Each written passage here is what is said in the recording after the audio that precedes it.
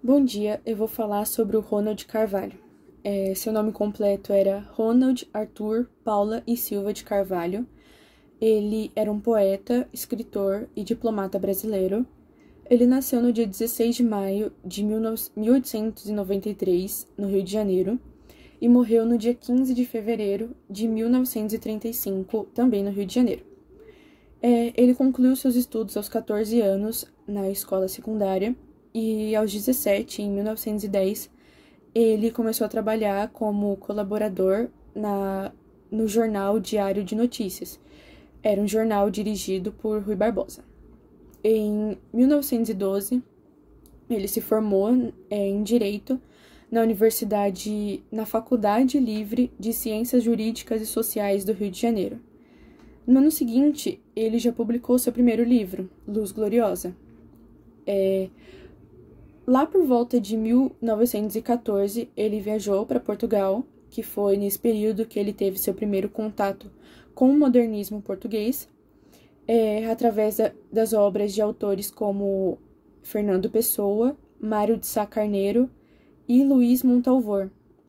Nesse período também, em Portugal, ele trabalhou na publicação da primeira edição da revista Orfeu, que foi uma revista importante nesse período de surgimento do modernismo.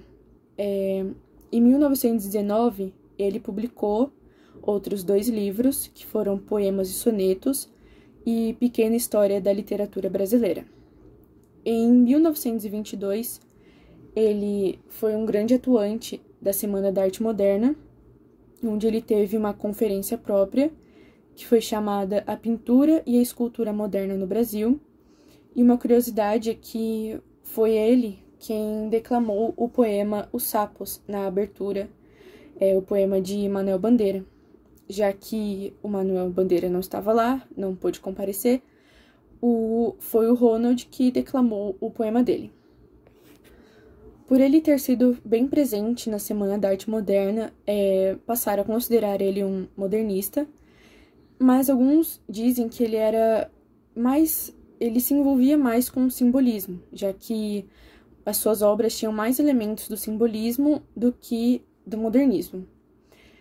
O Ronald de Carvalho, ele, além de ser um grande poeta e escritor, ele também foi diplomata. Ele, na década de 20, trabalhou como assistente, eu acho, dos ministros Félix Pacheco e Otávio Mangabeira. Eles eram ministros das Relações Exteriores do Brasil. Nesse período, ele atuou no México, onde ele teve grandes inspirações para seu livro Toda a América, e também em alguns países europeus.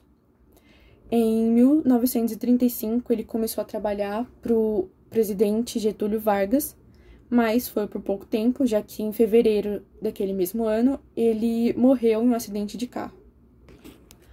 Na análise da obra, eu decidi falar sobre o livro Toda a América, que é um livro de poemas que retratam as diversas culturas e maravilhas da América, e, no meu ver, é um livro que traz um ar íntimo e explorador. Como se o Ronald ele fosse um turista, tivesse aquele olhar de turista e estivesse contando suas aventuras para um amigo. Para um amigo porque ele descreve de uma forma assim íntima, né? Uma forma como se ele estivesse conversando e contando histórias. Em cada poema ele nos apresenta um lugar diferente, com descrições detalhadas e com algumas figuras de linguagem. Em cada lugar ele traz características naturais e culturais e nos mostra as várias cenas cotidianas. O livro parece um diário de viagem. Como eu disse, parece que ele é um turista viajando por toda a América.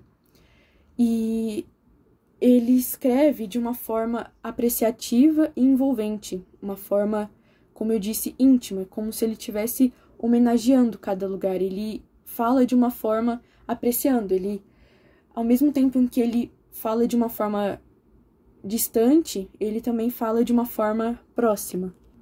A parte que eu mais gostei do livro é o último poema, em que ele junta toda a América, ele fala sobre toda a América no geral.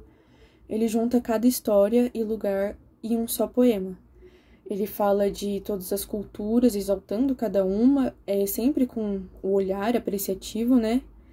E nos mostra as diversidades de todos os lugares, só que formando todo o conjunto que é a América. Ele fala de cada lugar, formando a América toda, né? E eu achei interessante que ele fala sobre a América de uma forma afetuosa e esperançosa. Parecia que ele tinha esperança com a América, né? Ele tinha esperança com o futuro da América. Isso nos mostra o seu nacionalismo, só que não de uma forma limitada só ao Brasil. Ele viajou bastante, então ele tinha essa visão de fora, né?